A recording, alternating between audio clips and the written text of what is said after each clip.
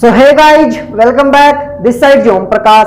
स्वागत है आप सभी लोगों का टैलेंट खोज साइंस एकेडमी में। आज जो है हम धातुओं के रासायनिक गुण पढ़ रहे थे, उसमें आज धातुओं की जो है हम जल के साथ में अभिक्रिया करवाएंगे। ठीक है, धातुओं की जल के साथ में अभिक्रिया करवाएंगे।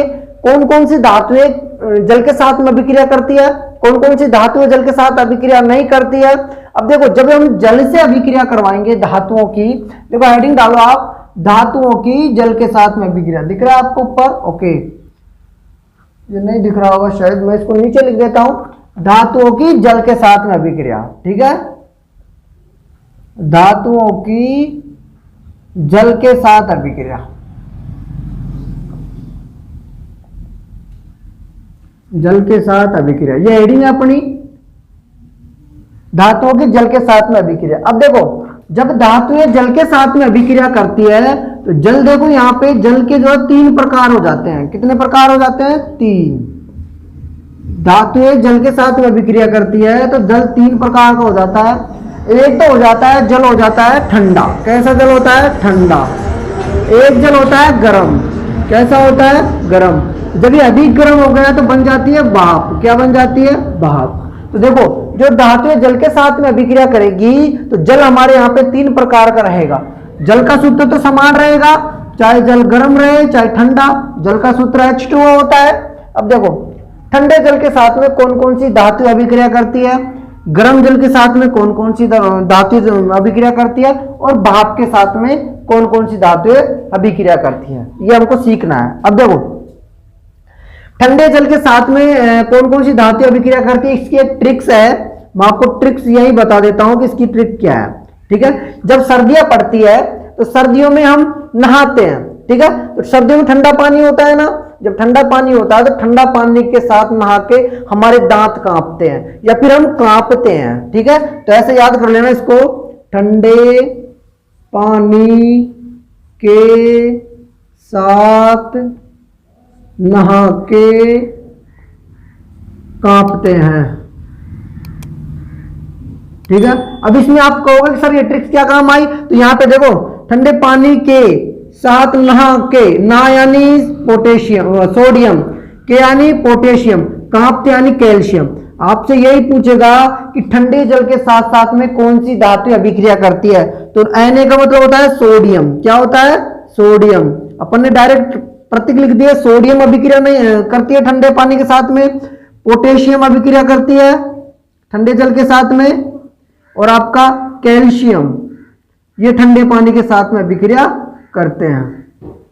ठीक है, ठंडे पानी के साथ में कौन कौन सी धातु अभिक्रिया करती है अगर आपसे पूछ ले तो सोडियम, पोटेशियम, कैल्शियम। यानी ठंडे पानी के साथ नहा के कांपते, ना के कांपते हैं।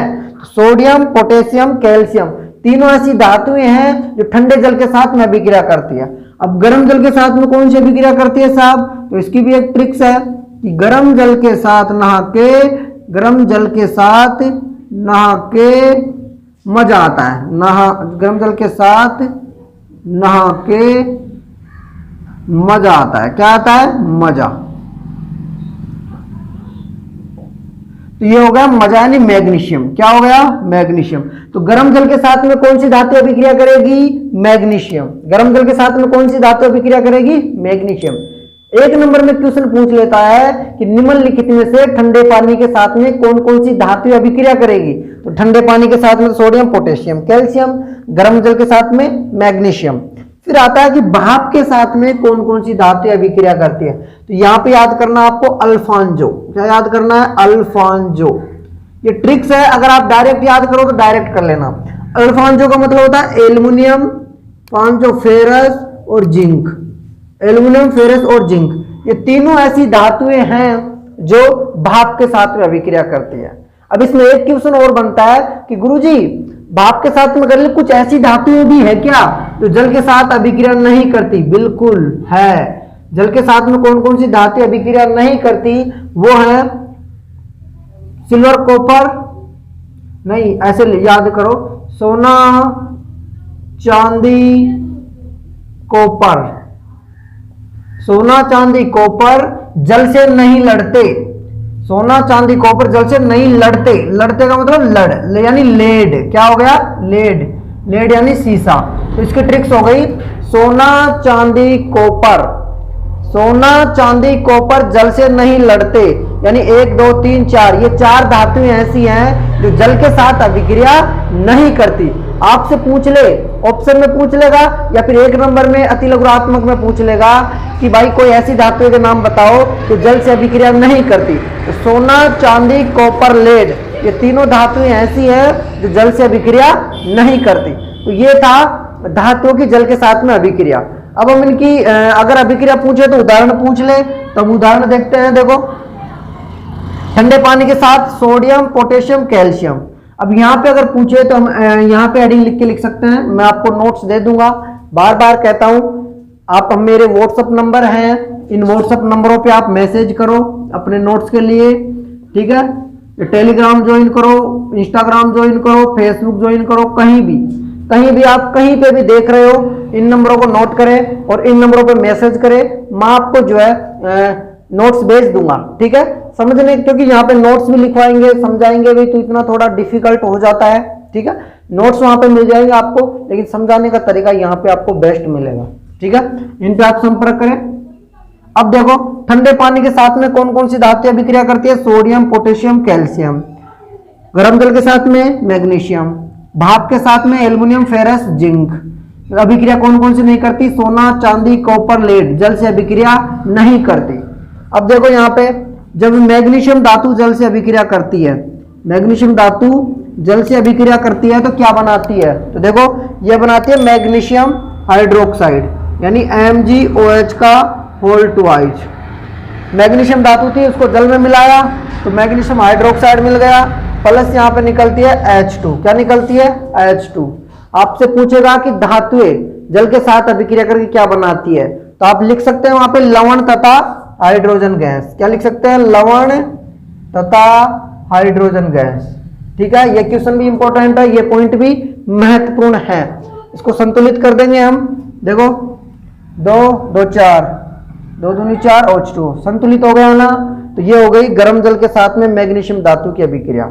आपसे पूछेगा कि कौन सी धातुएं जल की सतह पर तैरने लग जाती है, तो ठीक है। तो ये देखो ये जो मैग्नीशियम है ना और कैल्शियम ये दोनों जल के ऊपर तैरने लग जाती है, क्योंकि इसमें हाइड्रोजन है ना, हाइड्रोजन है तो हाइड्रोजन के अणुओं के साथ में चिपक जाते हैं ये धातुएं, इसलिए ये जल की सतह पर तैरने लग जाती है। अगर पूछ ले कि जल की सतह पर कौन कौन सी धातुएं तैरती है, तो मैग्नीशियम तो गर्म जल वाली है, ठीक है। और ठंडे जल में से निकलता है कैल्शियम। क्या निकलता है, कैल्शियम।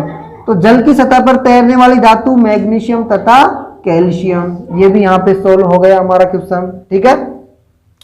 अब यहाँ पे अभिक्रिया करेंगे, ठीक है, जल के साथ में।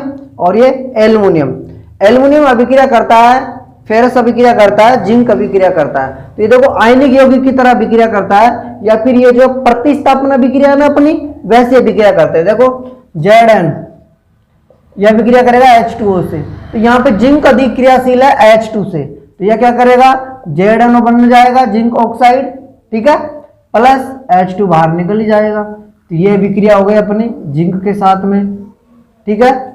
ऐसे ही अभिक्रिया इसमें फेरस की होगी, तो देखो फेरस की हो जाएगी Fe प्लस H2, वो अधिक अभिक्रियाशील है। तो यहाँ पे देखो Fe3O4 प्लस H2 बनेगा, Fe3O4 ऊपर लिख दिया कि मैंने, ओके।